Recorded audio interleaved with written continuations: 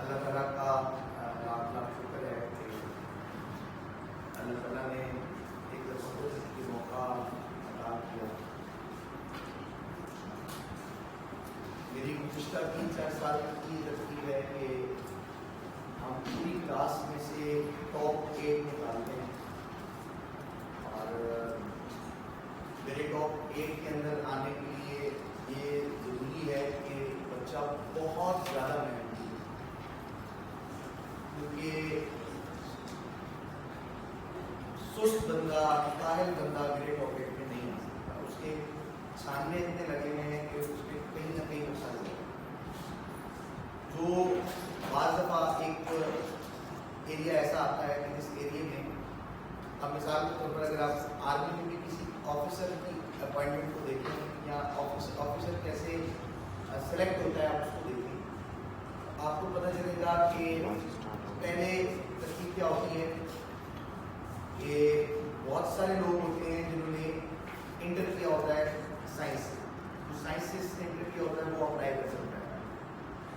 اچھا اب آپ دیکھیں کہ کئی لوگ ہوتے ہیں جو ریٹن ٹیسٹ میں رہ جاتے ہیں، ہزاروں کی تعداد میں لوگ اپلائی کرتے ہیں.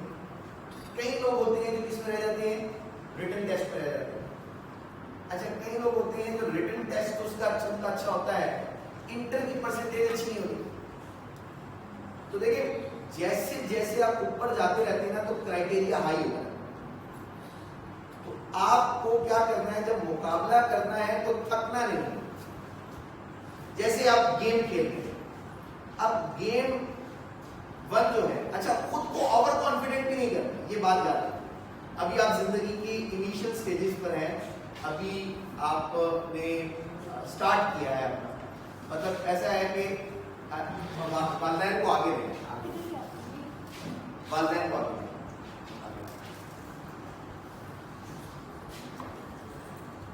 بلکہ میری گزارش یہ ہوگی کہ اسٹیج پر آ جائیں، یہاں پر آپ یہاں پر آ جائیں.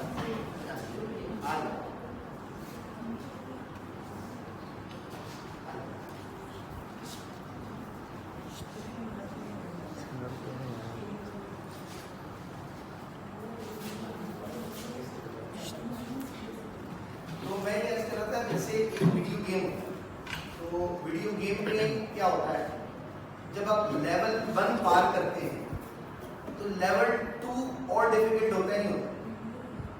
اچھا اب اگر آپ کوئی کار ریسنگ گیم کر رہے ہیں، اگر کار ریسنگ گیم آپ کھیل رہے ہیں ویڈیو کے اندر، تو جیسے جیسے لیول آپ آگے بڑھتے جائیں گے آپ کو زیادہ احتیاط کرنی پڑے گی نہیں کرنی پڑے گی، یعنی وہ اتنا مشکل ہوگا کہ آپ کو ہر چیز کیلکولیٹ کرنی پڑے گی.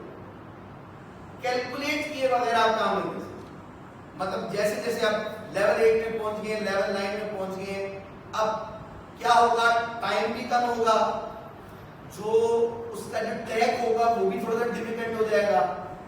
اس کے اندر کیا ہوگا، گاڑیاں بھی آپ کو ہٹ کریں گی، پھر انہوں نے ایک پولیس کا سسٹم رکھا ہوگا، وہ پولیس بھی آ جائے گی، آپ کو ڈسٹرب کرے گی.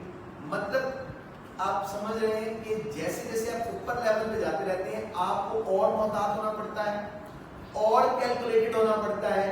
صرف جوش نہیں چاہیے ہوتا بلکہ جوش کے ساتھ ہوش بھی چاہیے. تو یہ ساری چیزیں جو ہے نا وہ سامنے ہوتی ہیں.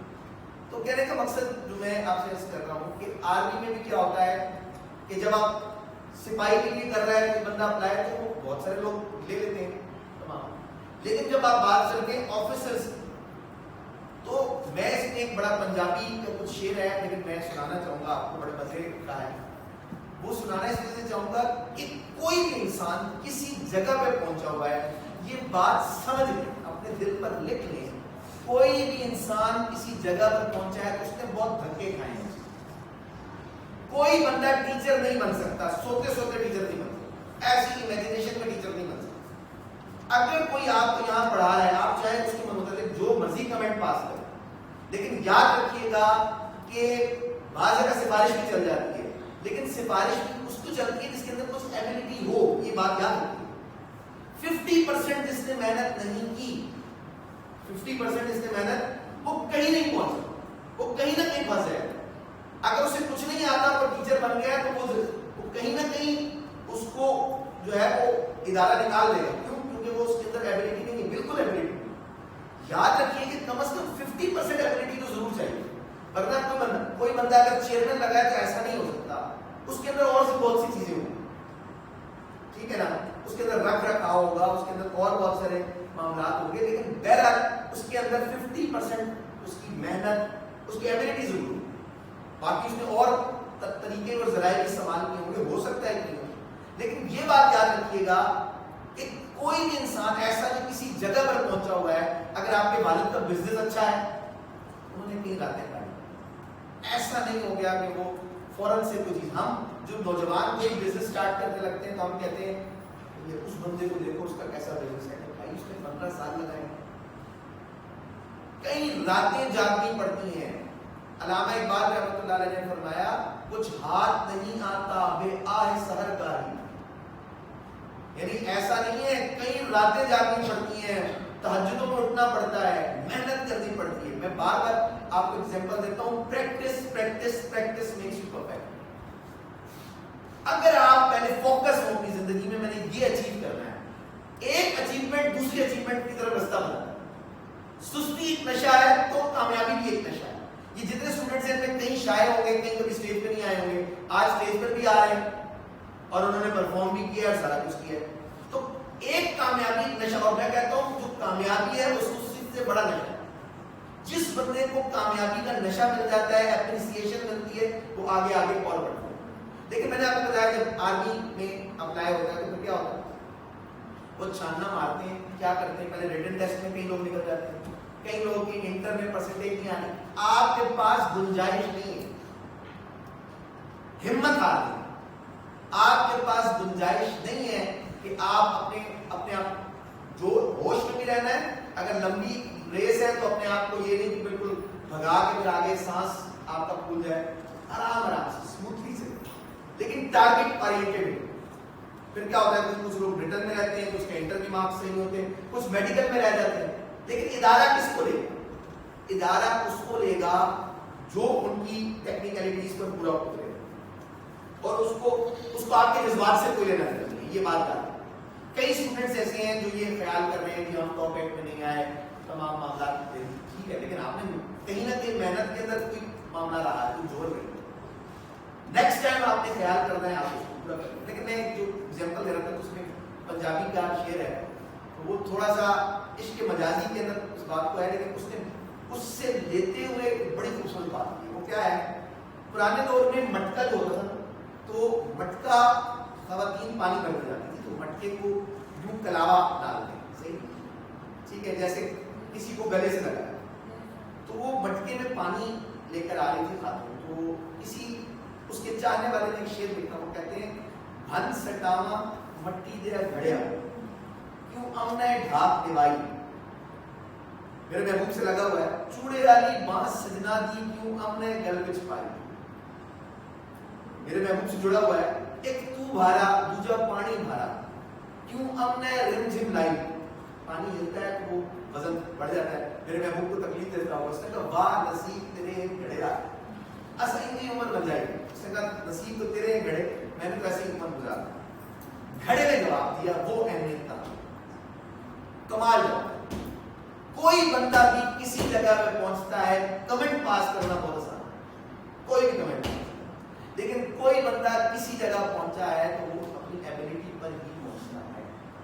अगर एबिलिटी ना हो तो वो सस्टेन नहीं कर सकता, ये याद, अगर एबिलिटी नहीं है तो वो इस्तकामत से वहां रह नहीं सकता। लोगों को पता चल जाता है कि भाई इसने अपनी मेहनत के बगैर मामला इस्तकामत से चल नहीं, तो वो कहते हैं, घड़ा जवाब देता है, घड़ा क्या कहता है, घड़ा कहता है ना भनो ना चूर करो मैं हिम बहुत जाले, मैं महबूब के हाथों में ऐसे नहीं आया, मैंने बड़ी तकलीफें उठाई, पहली बार कई नहीं खादी, ये पूरी क्लास में टॉप 8 निकले, आप क्या समझ रहे हैं, ऐसे निकल गए, उन्होंने अपनी रातें कुर्बान की हैं, उन्होंने टास्क घर, मैंने बोला था जो छोटे दिल का है, जिसको घर वालों के तानों से कोई मसला है, ये वो छोड़ के चला जाए, लीव कर दे, میں وہ پہلے بتا رہا ہوں جہاں مجھے وہ بچہ چاہیے، جیسے CSS کے لیے بندہ گھر میں بند ہو جاتا ہے نا، تو وہ جو کر سکتا ہے اپنے گھر والوں کو اس پہ ایگری کر سکتا ہے وہ کرے، نہیں کر سکتا وہ تو کہتے ہیں نہ بنو نہ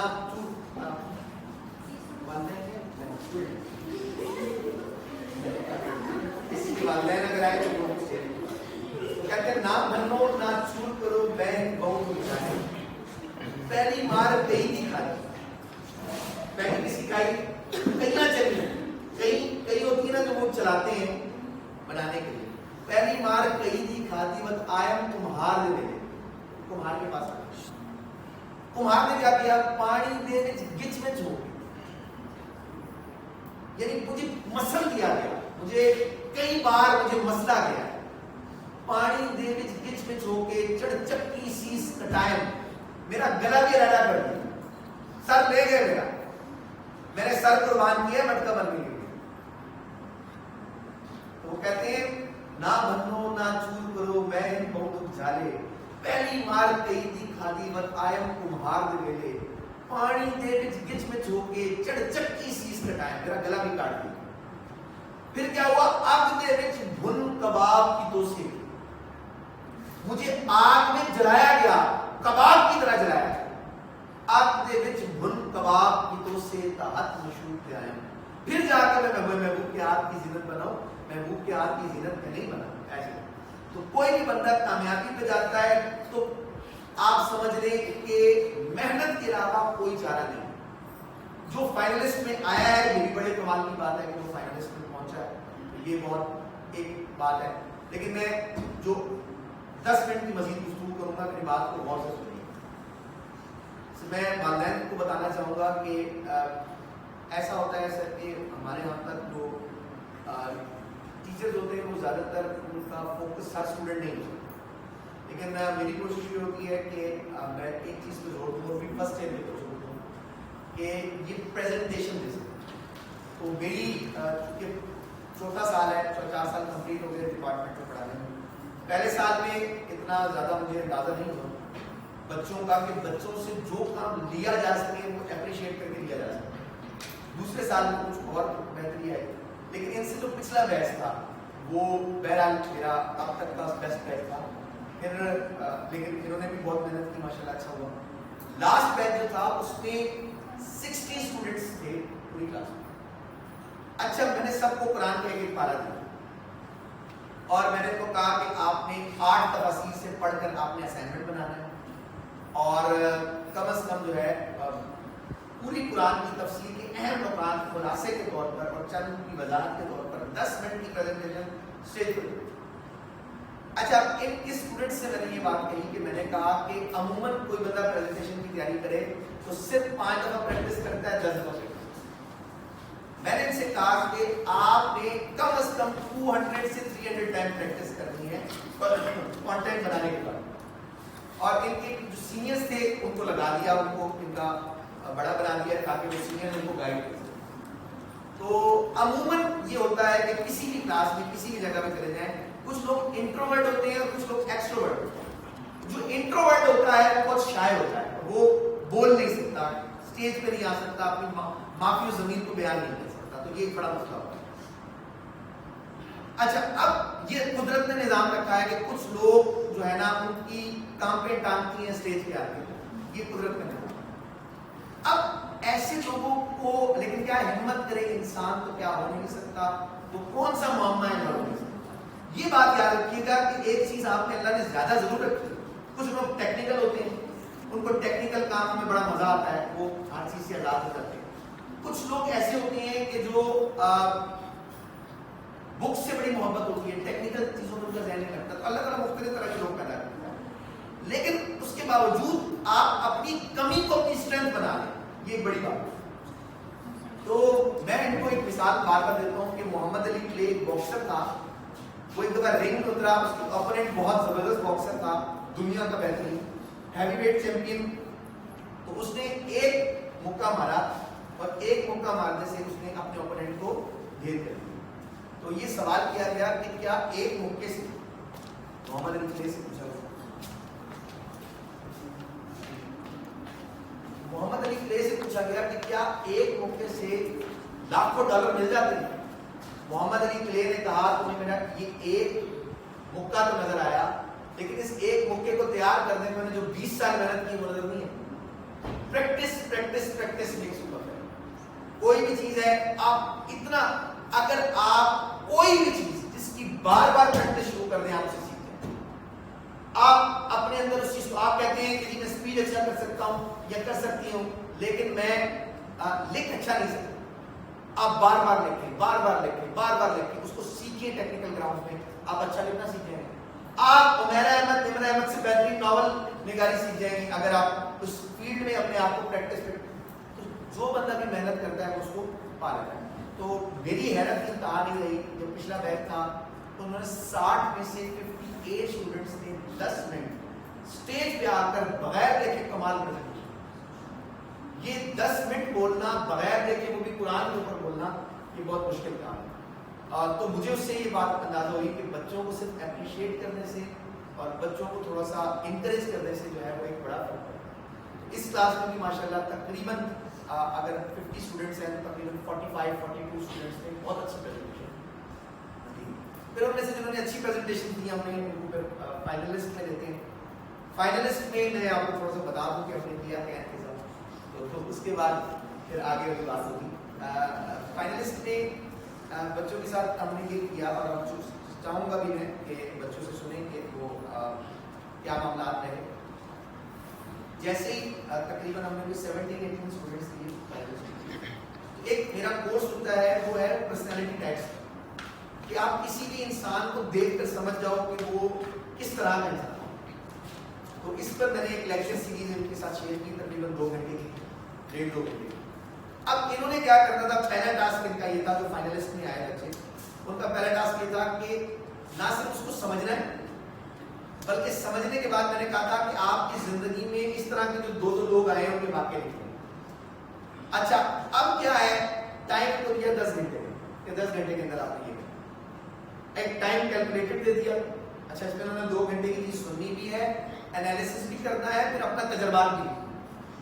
میری حیرت کی انتہا نہیں ہوئی، سب نے لکھ دی۔ کیوں؟ اس کی وجہ یہ تھی کہ کیونکہ چھاننا لگ کے پہلے فائنلسٹ سے آئے کہ جس نے پریزنٹیشن اچھی نہیں دی اس کو فائنلسٹ میں آنا ہی نہیں۔ فائنلسٹ سیکنڈ راؤنڈ میں ظاہر سی بات ہے جو ذمہ دار بچے تھے جنہوں نے 2 مہینے محنت کر کے پریزنٹیشن کی تھی وہی تو فائنلسٹ میں آئے۔ اب اس لیے مجھے صرف انکریج کرنے کی ضرورت پڑی، لیکن سب بچوں نے اپنا ٹاسک کر دیا۔ دوسری میری ایک لیکچر سیریز میں نے سے شیئر کی، وہ تھی ریلیشن سائیکالوجی میں، انسان کی زندگی میں جو شادی کے بعد معاملات ہوتے ہیں، ترتیب ہوتی ہے، تو کوئی کسی کو ٹیکنیکلی گائیڈ نہیں کرتا، تو مرد اور عورت کی نفسیات پر جو ہے وہ 3.5 گھنٹے کے لیکچر سیریز تھی، وہ میں نے ان کے ساتھ شیئر کیے تھے۔ اب اس کے لیے بھی 10-12 گھنٹے تھی۔ 3.5 گھنٹے کی ویڈیو دیکھنے کے بعد ان کو تقریباً 4-5 پیجز پر اس کا انالیسس دینا مشکل چیز تھی، لیکن ماشاءاللہ سب لوگوں نے کر لیا۔ تو مجھے ہوا کہ نہیں ابھی یہ ہمت پکڑ۔ تیسری چیز میں نے ان کو بتائی، اچھا یہ سب چیزیں جو کی گئی ہیں 3 سے 4 دن میں، تو پھر میں نے ان کو کہا کہ آپ نے اپنی مرضی کی کوئی ویڈیو بنانی ہے اور اس پر آپ نے جو اس پہ آپ کو کمانڈ ہے وہ انہوں نے کیا۔ اب چوتھی چیز مشکل تھی، وہ مشکل یہ تھی کہ جو ابھی ہم نے لاسٹ میں کی وہ یہ تھی کہ ان کو 300 صفحات کا ناول دے دیں سب۔ عموماً اگر کوئی بندہ ناول پڑھتا ہے تو 10 دن میں 12 دن میں کمپلیٹ کرتا ہے۔ اب ان کو میں نے کہا کہ 2 دن میں کمپلیٹ کرنا، 300 پیجز کا ناول 2 دن میں کمپلیٹ کرنا ہے۔ اب معاملہ یہ نہیں ہے کہ صرف 300 پیجز کا ناول 2 دن میں کمپلیٹ کرنا ہے، بلکہ بات یہ ہے کہ میں نے ان سے کہا کہ آپ نے 2 دن کے اندر اس کا کریکٹس نکالا اور 10 منٹ کی آڈیو بنانی ہے، اور اس 10 منٹ کی آڈیو میں 300 پیجوں کو ایسے سمونا ہے جیسے کہ وہ کہتے ہیں کہ اس کو دریا کوزے میں ختم کرے۔ اچھا واقعہ بالکل سیم رہے، مطلب کوئی بندہ نیا بندہ اگر اس نے 300 پیج نہیں پڑھے، وہ 10 منٹ کی آڈیو پڑھے تو اسے ناول پورا سمجھ جائے۔ تو اب اس میں کیا ہے، ٹائم کیلکولیشن ہے، اس میں اختصار ہے، اس میں خلاصہ ہے، کیسے کم، جیسے جیسے بندہ بڑا بندہ بنتا ہے نا، ایک پیج میں جو بات کہی جا سکتی ہے بڑے سے بڑا رائٹر اسے ایک جملے میں بیان کر سکتا ہے، ایک جملے، یہ کمال ہے۔ اچھا جو بات 3 منٹ میں ہو سکتی ہے بڑے سے بڑا اسپیکر اسے 5 سیکنڈ میں بیان کر سکتا. یہ چیز یہ کمال ہونا چاہیے، لیکن یہ کمال ہمیں سکھایا نہیں جاتا، ہمیں کوئی گائیڈ نہیں کرتا. تو اسی وجہ سے اس کے پیچھے یہ کہانی تھی. سب بچوں نے ماشاءاللہ 300 پیجز پڑھے ہوئے اور 300 پیجز پڑھنے کے بعد انہوں نے اس کا خلاصہ کیا اور 10 منٹ کی آڈیو میں بہت خوبصورت طریقے سے بیان کیا. لیکن مسئلہ ان پہ اور تھا، صرف یہ نہیں تھا کہ انہوں نے اپنی آڈیو بنائی، باقی ان کے گروپ میں 8 بچے اور تھے، ہر گروپ میں 2 گروپس بنائے تھے میں نے، 18 ٹوٹل بچے تھے. ان بچوں نے کیا کرنا تھا، ان بچوں نے یہ کرنا تھا کہ ان 10-10 منٹ وہ جو انہوں نے بنائی تھی وہ بھی سننی تھی. اچھا 10-10 منٹ جو انہوں نے آڈیوز بنائی تھی جو باقی بچوں نے بنائی تھی 10-10 منٹ کی، 10 الگ 9 لوگ، 8 الگ 9 لوگ، ایک گروپ میں 9 بچے تھے تو 8 الگ ان کی سننی تھی. سننے کے علاوہ ان کو نمبر بھی نہیں، یعنی ایز ٹیچر کھڑے ہو کے میں نمبر دے رہے تھے. میں نے ان کو کہا تھا دیکھو اگر ڈنڈی ماری کسی نے فرینڈشپ کی اور میں نے اس کا انالیسس کیا کہ اگر ایک بندے نے بیکار سی ترتیب کی اور آپ اس کو نمبر دے رہے ہیں اور زیادہ دے رہے ہیں، مطلب ایسے نارمل بندے کو ہو سکتا ہے تو وہ یا کم دے رہے ہیں، تو وہ میں نے کہا کہ میں نمبر آپ کو دینا چاہتا ہوں تاکہ ان کے اندر کریٹیکل انالیسس پیدا ہو، تاکہ ان کو یہ پتا چلو کہ باقی نے محنت کی تھی یا نہیں کی. اس سے آپ اندازہ کر لیں کہ اگر میں نے مارکس لیے تو آپ نے باقی 8 اسٹوڈنٹس کی سنی ہے، کہیں نہ کہیں ان کا کام جاندار تھا تو وہ آئے. تو بہرحال یہ کام آخری کام جو میں سمجھتا ہوں میں والدین کو مشورہ دوں گا کہ اس میں ضرور دیں، اور وہ یہ ہے کہ ابھی آپ 2 فیملیز آئی ہوئی ہیں تو ان کے والد یا والدہ میں سے دونوں میں سے کوئی آیا ہے. میں یہ کہوں گا کہ اگر آپ اپنے بچے کو آنے والی ایک نسل تیار کرنا چاہتے ہیں، ہمارے یہاں پر تو آنے والی نسل پہ تو کوئی کام نہیں ہے، اگر آپ آنے والی نسل تیار کرنا چاہتے ہیں تو صرف اتنی بات سمجھ لیں کہ بچوں کو ایم ضرور کریں. اس لیے میں نے اپنا جو آخری ٹاسک تھا وہ ماڈل یونائٹڈ نیشن رکھا. ایم کیا ہے؟ ایم میں یہ ہوتا ہے کہ آپ جاتے ہیں ایک پورا انوائرمنٹ دیتے ہیں 3 دن کا، وہ پورا ایم ہوتا ہے.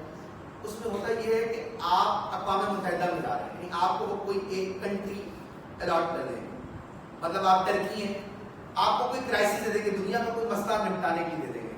آپ کو کہیں گے کہ پیلسٹائن کرائسس کو حل کریں، پیلسٹائن کرائسس کو حل کرنا ہے تو اس روم میں 30-40 بچے بیٹھے ہیں، تو کسی کو ٹرکی دے دیں گے، کسی کو انڈیا دے دیں گے، کسی کو امریکہ دے دیں گے.